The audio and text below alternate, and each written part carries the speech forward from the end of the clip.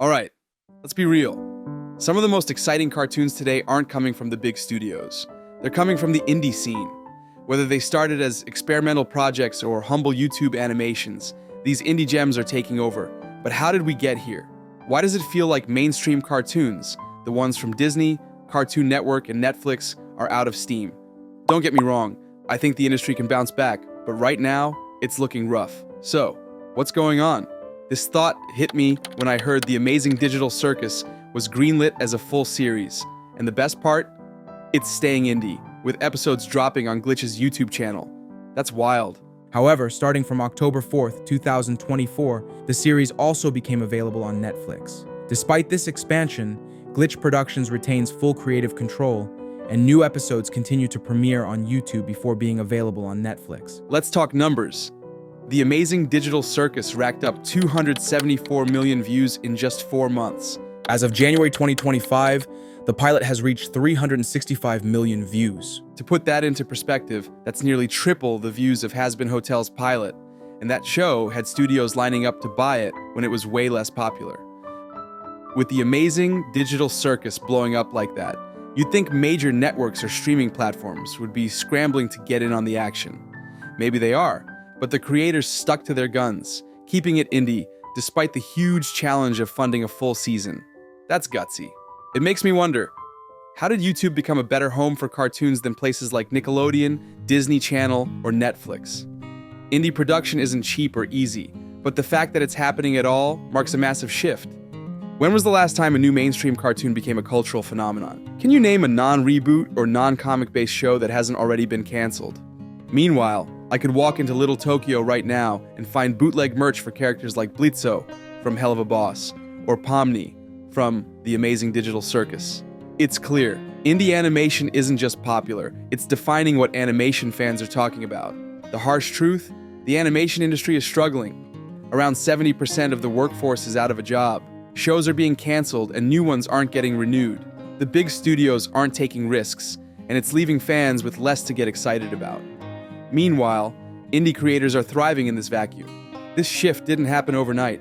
It's been building up for years, even before the industry hit its current rough patch. Indie creators don't have to answer to network executives. This freedom allows them to take risks, tell unique stories, and cater directly to their audiences. One reason indie animation is thriving is the direct connection between creators and fans. Platforms like YouTube, Patreon, and Kickstarter let fans support projects directly, whether that's through views, subscriptions, or crowdfunding. This cuts out the middleman, allowing creators to tell their stories on their own terms. Indie creators are also resourceful, often building passionate communities around their work. This leads to better engagement and ultimately, better content. So, what does this all mean for animation's future? It's clear that indie creators aren't going anywhere. They're proving that you don't need a billion-dollar studio to create something amazing. You just need a great idea, a lot of hard work, and the right platform. As for mainstream animation, maybe this indie boom will push the big players to take more risks, or maybe we'll see a permanent shift in how cartoons are made and consumed. Either way, we're witnessing the dawn of a new era in animation, and it's an exciting time to be a fan. Hazbin Hotel, its pilot started as indie, but the show is now backed by A24, a major studio. Meanwhile, Hell of a Boss remains indie, funded by fans. The term indie animation covers a wide range of projects, but the one thing they all share is the lack of corporate interference. Creators have full control over their projects and don't have to answer to network execs. Let's talk about something that always sparks debate: art styles. People tend to judge a cartoon by its art style, and that's led to backlash against the modern cartoon art style buzz where everything looks the same. Shows in the mid-2010 to early 2020 shared a trend of rounded, simple, and cutesy designs, but these often lack identity. Hazbin Hotel, Hell of a Boss, and others have unapologetically unique art styles. Their designs are bold and distinct, and they stand out from mainstream shows that often look too similar. Indie animation doesn't just copy trends, it creates new ones. The art styles feel personal, like extensions of the creators themselves. This stands in stark contrast to mainstream cartoons, where the visual style often feels like a network brand rather than a creator's individual touch. Indie projects, on the other hand, thrive on individuality. The freedom these creators have lets them add extra flair and personality to every frame.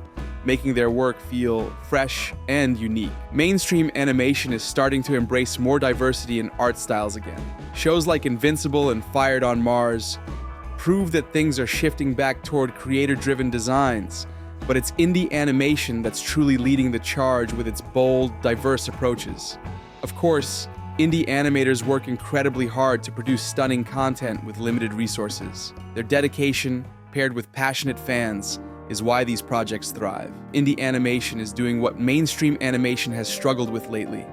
With unique art styles, bold storytelling, and a direct connection to fans, indie projects are thriving. As the industry continues to shift, it's clear that indie creators will remain at the forefront of innovation in animation.